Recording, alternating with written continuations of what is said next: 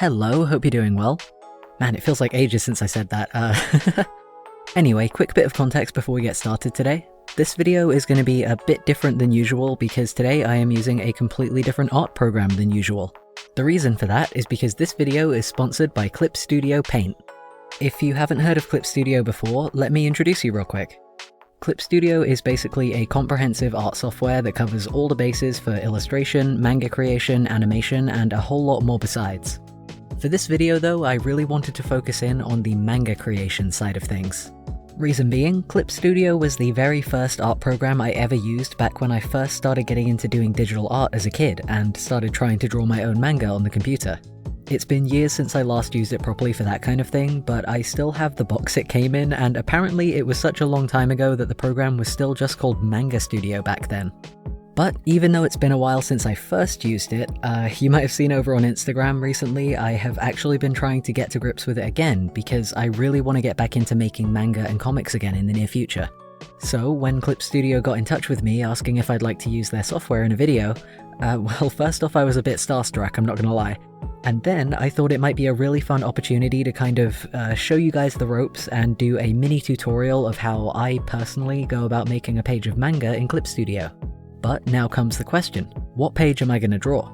Well, in order to really show you guys the difference that good digital software can make, I decided to thoroughly embarrass myself by digging into the deep dark recesses of my filing shelf and pulling out some old, so very old, pages of original manga that I drew on paper way back in 2013.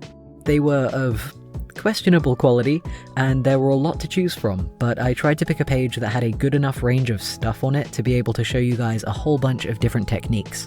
So, this is the one we're going to go with. It's poorly scanned, there's Comic Sans, and altogether way too many effect lines. It's going to be a challenge. But today I am going to be giving this page a complete overhaul and hopefully making it a whole lot better. Let's get into it.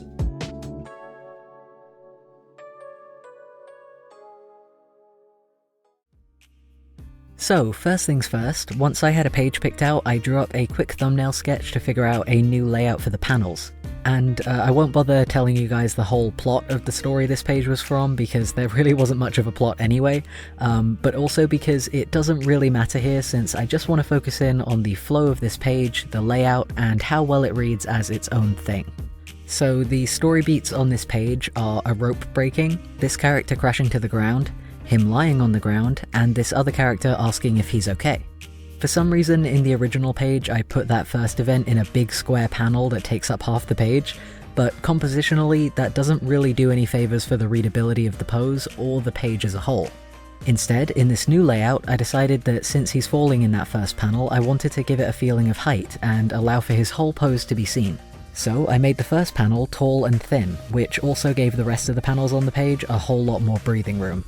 I also changed the final panel where you see the second character's face to be much bigger so they can get a nice clear close-up rather than being squished into a small corner and muddled with the background. Overall, this is kind of just general paneling advice, but I really wanted to include it and explain the sort of train of thought behind this step, because at least personally, I think that getting your layouts right is one of the most key steps of making a comic that's both fun and easy to read. Anyway, with that in mind, let's get on to the actual drawing. Now, when it comes to actually drawing a page in Clip Studio, you have a couple of options to choose from before you even start. Namely, the kind of canvas you want to use. The program comes with a bunch of pre-made canvas presets, specifically labeled as being for comics. But if you only have the basic Pro version of the program like I do, rather than the full-size EX one, those comic presets can actually be a bit confusing, because there's a bit of a discrepancy between the guidelines and extra space that they give you on the canvas, and the actual printing size.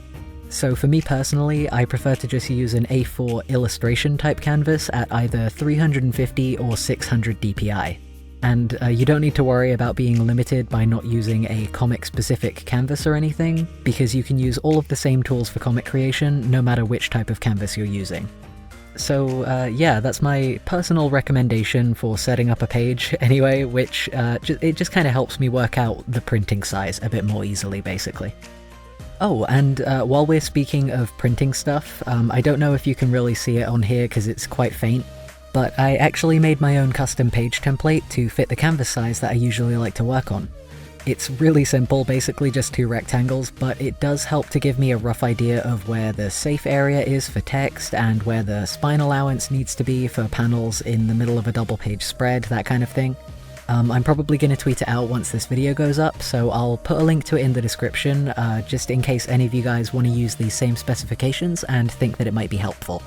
Anyway, in terms of the actual drawing work, you've got plenty of options to choose from when it comes to the tools.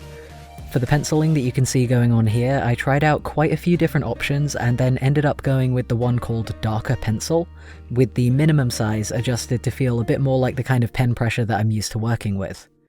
That's something I do really like about Clip Studio, is that it was a bit of a discovery for me, because when I first downloaded it I really wasn't keen on the brushes. They all felt way too fine, the pen strokes came out really thin, and I'm used to working with brushes that are a bit more chunky. But it turns out that for pretty much every pen, pencil, just about every tool really, you can go into the advanced settings with a little drop down arrow and customize the hell out of them until they feel a bit more comfy. So I tend to go in a lot and turn the minimum size up to about 20 or 30, and that makes it feel a whole lot better for me. One other bonus of working on an illustration canvas is that it's not set to just be monochrome like some of the comic canvases are. So that meant I could do my sketches in colour, which really helps me to keep things a bit more clear when it comes to doing the inking stage later on.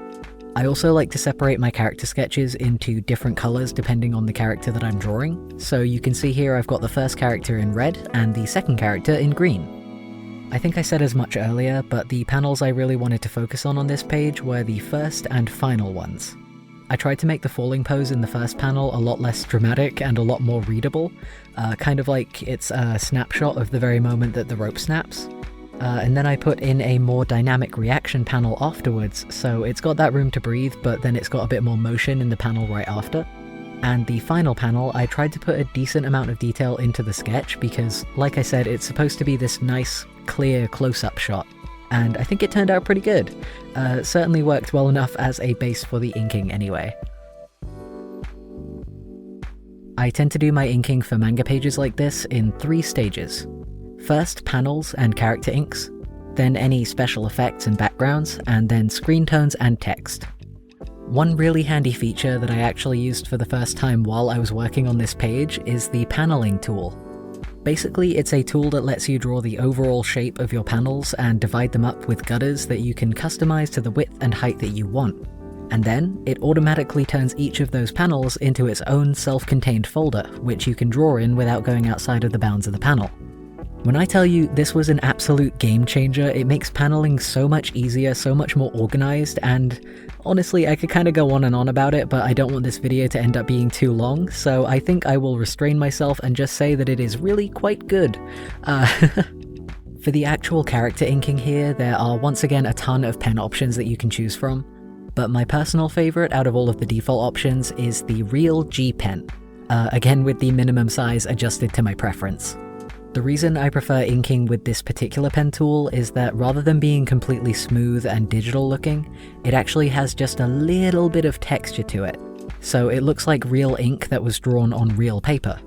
The flow and pressure sensitivity is also really good, and you can get a whole range of different thicknesses out of just the one pen, depending on how hard you press. So that kind of variation really helps to give the ink a bit more of a natural feeling too. Also, I gotta say, I've gotten really used to doing like solid, closed-off kind of line work in my art style lately because I do so much drawing for animation, so it was really nice to be able to be a bit looser with the line work on this one and like dip back into that manga style a bit more. As per usual though, I did still do the line work for more detailed stuff, like the character in the final panel for example, on multiple layers before merging them together so that I could easily tidy up any overlapping sections. Oh, also, bonus tip, during this initial inking stage where I'm just like covering all of the main stuff like characters, I tend to not bother filling in any areas of solid black. Instead, I use the shorthand of writing a little X in the area that needs filling in so that I can remember to come back to it later and fill them all in one go. Honestly, that might be something that you already know about because it's really common shorthand in manga and comic art, but yeah, I just think it's a fun little bit of trivia. You might notice at this point as well that I didn't really bother inking any of the third panel at this stage. That's because it's like a wide scenery shot, so there are actually a bunch of other tools that I use for that one a bit later on. And actually, that leads pretty perfectly into what is probably my favorite feature of Clip Studio that I'm really excited to talk about, the asset library. So, sorry to cut away from the drawing for a sec, but I figure it's probably easier to show you guys how this works rather than just try and describe it. Basically, when you load up Clip Studio and hit this little button on the side, it takes you to this massive catalog where you can browse a bunch of downloadable assets like brushes, screen tones, reference photos, even 3D models, and download them to use in your own work. Clip Studio have a bunch of recommended assets organized by categories like manga and painting and animation, but there's also a handy-dandy search bar at the top where you can have a look around for more specific stuff to suit whatever you're working on. You can also filter everything by the type of asset that it is and whether it's free to download. Personally, I tend to download a lot of effect brushes, and you'll be happy to know that there is an absolute wealth of stuff in the asset library that is completely free while also being really, really good quality. I'm pretty sure the majority of the stuff in the asset library is made by other Clip Studio users, and you can even upload your own assets if you want to. I think the fact that there is so much free stuff on here is very much driven by a kind of community spirit and a desire to help other artists out, so that's really sweet. That's very much something I appreciate. Anyway, I downloaded a bunch of brushes for this page, mostly for the various plants and trees and stuff like that, and basically once you've downloaded them, you just need to drag them from your materials palette into your brushes palette, and then you're good to go. They are ready to use right away. You don't even need to restart the program or anything like that. It's just really simple. Which is another thing that I really appreciate, because some programs which will remain nameless, some programs make it an absolute mission to install any extra brushes or anything like that. You have to go digging around in your files outside of the program, you have to restart it 7 times. It's a bad time, it's not fun for anybody. But yeah, all of these were really easy to get in and start using, so that's pretty cool. And let me tell you, I love using these custom brushes. They are easily my favorite part of Clip Studio as a whole. I think I might have already said that, but it bears repeating. They save so much time, especially if you hate drawing backgrounds like I do, and they can also act as a complete replacement for detailed objects like the rope on this page. If I were trying to draw that by hand, it would take me an ungodly amount of time to draw cleanly and probably wouldn't even look as good. But downloading a custom brush for it meant that I could just go in, draw it all in one stroke, and go in and finish it up by hand with the G Pen. Overall, a whole lot easier. Taking a look around the asset library, I've also seen a bunch of other brushes for stuff like coins and books and various knickknacks that would typically have to be drawn multiple times over, so there really is a lot of material available that's pretty much purpose-made for fast-tracking the drawing process. If you're looking to do regular comic work especially, shortcuts like that are absolutely invaluable. The less time you're able to spend working on each page while still making it look polished, the better, because that means that you can do more pages overall. I actually compared the drawing time for this page to the last one I worked on for a redraw video, and I ended up finishing this one about 4 hours faster. To be fair, last time I did a whole page redraw like this, there were like 1 or 2 more characters on the page, but I also did it in a program that is not purpose-built for comic production, so all of the little features that Clip Studio has built in definitely help to streamline the process. One thing that I found myself needing to do on the 4th panel here was mix and match the foliage brushes that I was using. Like I said, a lot of the custom assets are user-made, so they're often drawn in slightly different art styles that don't always match up.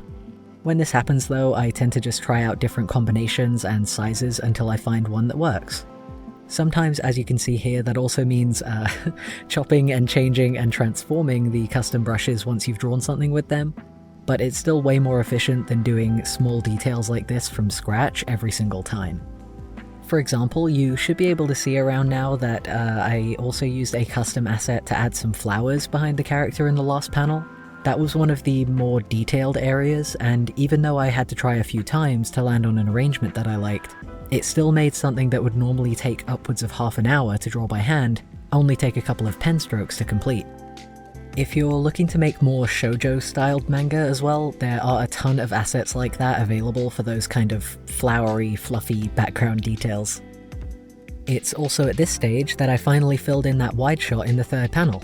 Instead of drawing the scenery by hand, I just used a pre-installed screen tone of some trees and transformed it a bit to fit the composition better, as well as using another custom brush to add some foliage to the foreground and give it some depth.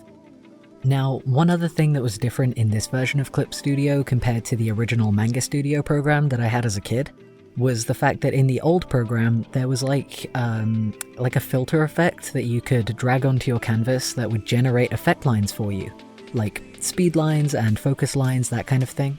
And I don't know if it's because I only have the basic version of the program, or if it's just not a thing anymore, or maybe it is and I just couldn't find it, but I couldn't find it. After a quick Google search though, I found out that you can create effect lines in Clip Studio by using the special ruler tool. The only difference is that rather than being generated automatically like the old feature that I remember, you have to draw the lines by hand instead. Whoa, hold up, hello, Alex from the future here. I'm editing right now, and I just wanted to mention that since I recorded this footage, it's actually been brought to my attention that the tool I was thinking of here does still exist. I indeed just couldn't find it because navigation isn't exactly my strong suit, so very sorry about that. Anyway, it's just tucked away in the figure section of the tools palette now, rather than being its own filter effect, and it can actually do a lot more stuff than I remember now as well. It's even got a setting that lets you draw rain really easily, which is pretty cool, and obviously very, very fast compared to doing it by hand. So actually how you go about doing your effect lines just kinda comes down to your personal preference, because both of these options are pretty good in their own ways. After all that anyway, all that was left to do was put in the text and add some screen tones. So if you read a lot of manga, you'll know that one of the defining features of it are the dotted patterns and grayscale textures that are pasted onto a page to depict shading or imply various effects. Screen tones like that were one of my absolute favourite features of Manga Studio when I was a kid. I would use them excessively, so it was really nice to work with them again here. Now, the method I'm used to for applying screen tones is finding the one that you want to use in the materials palette and dragging it into a selected area of your canvas to paste it there. But if you just want a simple grayscale tone, Clip Studio actually has a button now that you can use to convert a normal drawing layer into a dotted screen tone. I'll try and point it out on the screen here if it isn't too small, but that is the gadget that I use to fill in the areas of solid grey on the first character's hair. Just picked a shade of grey, painted it in like normal, and click boom, now it's a screen tone. I was also able to go in and change the values of it to make it 85L rather than 65L, which basically means I put more dots in it to make it look a bit smoother. Basically, the lower your L value, the more spaced out and visible the dots in your screen tone become. I prefer to use really high L values in my screen tones so that they look a bit smoother, but it's entirely up to your style preference. I'm just now realizing that I might have been able to use that button for the gradient screen tones as well, I'm not too sure, but instead I just use my tried and true drag and drop method for those. The interface for adjusting pasted screen tones was a bit different than I remember, so it took a bit of trial and error to figure it out, but actually turned out to be pretty simple in the end. I used the gradient pattern on the first character's trousers and also applied a much lighter one to the second character's body and goggles in the final panel, just to give her pose a bit more depth. Now the finishing touch for this page was just to go in and add the text. More specifically, the speech bubbles. I often find speech bubbles to be the hardest thing, or at least the most annoying thing, to draw on a comic page, because they never seem to be the right shape when I draw them freehand, and it's really hard to align your text to them. But once again, Clip Studio had an answer for that. They actually have a freehand speech bubble tool if you're an absolute madman and you actually enjoy drawing your speech bubbles freehand, and as you can see here, a bunch of pre-made speech bubble assets that you can just drag and drop onto your page and adjust to suit your layout. If you use the paneling tool like I did, it automatically puts them into the layer folder of the panel you drag them onto, so that they don't go outside of the lines, which is very handy. And if you want your speech bubbles to sit on top or outside of a panel, just drop them outside of it and then drag them to where they need to be. Once your balloons are in place, you can add tails to them with the balloon tail tool as either a jagged polyline or a curvy spline. For this page, I downloaded a couple of custom balloon assets that had a more naturally inked look to them, but Clip Studio already has a bunch of different balloons pre-installed anyway, so that is by no means essential. The thing that's interesting to me about the speech bubbles in Clip Studio is that if you use the text tool and click inside of a bubble to type in it, it automatically treats the bubble and the text as a package deal. But you can still edit the text independently. It's not necessarily constrained to the bubble at all. You can also tilt your text, and you can resize it, and you can rasterize it if you want to turn it into an outline, which is, I think, exactly what I did for the crash sound effect on this page. One particular tip that I'd recommend that's probably pretty obvious, but hey, it took me way too long to figure it out myself, so maybe it's helpful, but you don't have to have massive speech bubbles or massive text. If anything, it's better to stick to a smaller font size and only make your speech bubbles the size that they need to be to comfortably fit that text inside them. I used to use either massive speech bubbles or font that was way too big because I would draw my speech bubbles so that they were like vertically aligned. And now it's such a pet peeve of mine when I see oversized text boxes like that. So again, I didn't realize that for a very long time, so hopefully that is helpful advice. Oh, and just another organizational tip real quick. If you have a ridiculous amount of fonts installed on your computer like I do, and you don't want to scroll through them every time you're trying to type into a speech bubble, you can actually make like a easy access list of all of your favorite fonts for a bit more of an easy browsing experience. I have one on my version of Clip Studio that's literally just CC wild words and nothing else, and it is surprisingly handy. With that anyway, this redraw is officially finished, so let's go ahead and take a look at the old and the new.